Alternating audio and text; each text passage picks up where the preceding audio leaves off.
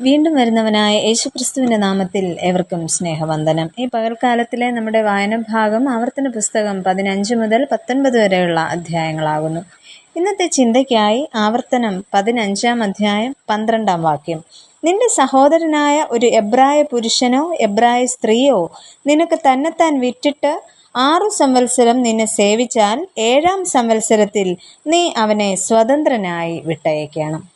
ദൈവം തൻ്റെ ജനത്തിന് ന്യായവും കരുണയും വിശുദ്ധിയും നിറഞ്ഞ ജീവിതമാർഗങ്ങൾ പഠിപ്പിക്കുന്നതാണ് ഇന്നത്തെ വായന ഭാഗത്ത് നമുക്ക് കാണുവാനായിട്ട് കഴിയുന്നത്.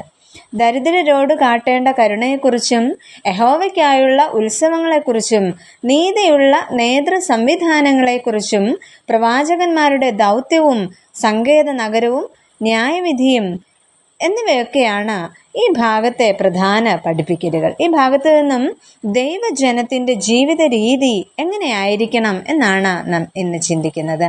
ഒന്നാമതായിട്ട് ദൈവജനം കരുണയും കൈത്താങ്ങും ഉള്ളവരായിരിക്കണം. ആവർത്തന പുസ്തകം 15-ാം അധ്യായത്തിൽ ദൈവം ഇസ്രായേലിനോട് പറയുന്നു, നിന്റെ സഹോദരൻ ദരിദ്രനായാൽ അവനു നേരെ നിന്റെ ഹൃദയം കഠിനമാക്കരുതെന്ന്.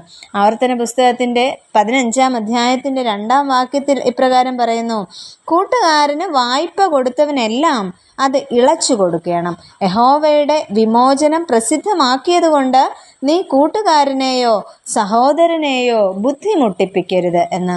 ഇവിടെ 11-ാം വാക്യത്തിൽ ഇപ്രകാരം പറയുന്നു, ദരിദ്രൻ ദേശത്ത് അറ്റുപോകയില്ല. അതുകൊണ്ട് നിന്റെ ദേശത്ത് അഗതിയും ദരിദ്രനുമായ നിന്റെ സഹോദരന് നിന്റെ കൈ മനസ്സോടെ തുറന്നു കൊടുക്കണമെന്ന് ഞാൻ നിന്നോട് ആജ്ഞാപിക്കുന്നു എന്ന്. അതിനാൽ സഹോദരനെ എല്ലായ്പ്പോഴും കൈത്താങ്ങുക. മാത്രമല്ല ശബത്ത് വർഷങ്ങളിൽ കടങ്ങൾ മോചിപ്പിച്ചു കൊടുക്കുക. അതോടൊപ്പം തന്നെ അടിമയായ സഹോദരങ്ങളെ സ്വതന്ത്രരാക്കുകയും ചെയ്യണം എന്ന് അവിടെ പറയുന്നു.